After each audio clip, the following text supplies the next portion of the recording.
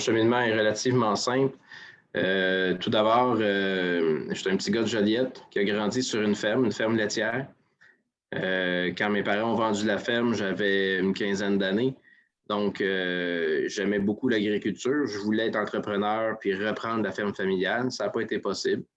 Donc, j'ai naturellement été travailler pour mes voisins à l'époque qui étaient des maraîchers.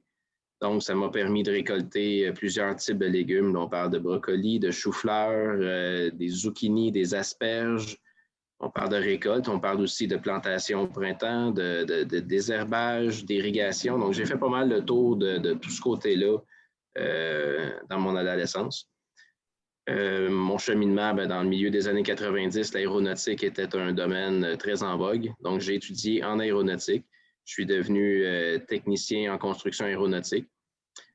Suite à ça, j'ai été travailler chez Bombardier Aéronautique. Donc, j'ai travaillé là jusqu'au 11 septembre 2001. On se souvient ce qui est arrivé le 11 septembre 2001. Donc, naturellement, Bombardier avait fait beaucoup de mises à pied suite à ça. Je suis passé dans le lot vu que j'étais un jeune technicien là-bas à l'époque.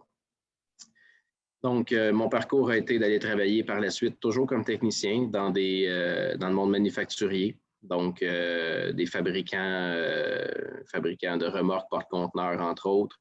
J'ai travaillé par la suite dans une firme d'ingénierie, Hatch, pour ne pas la nommer. Donc, j'ai vu des gros projets d'ingénierie passer et tout ça.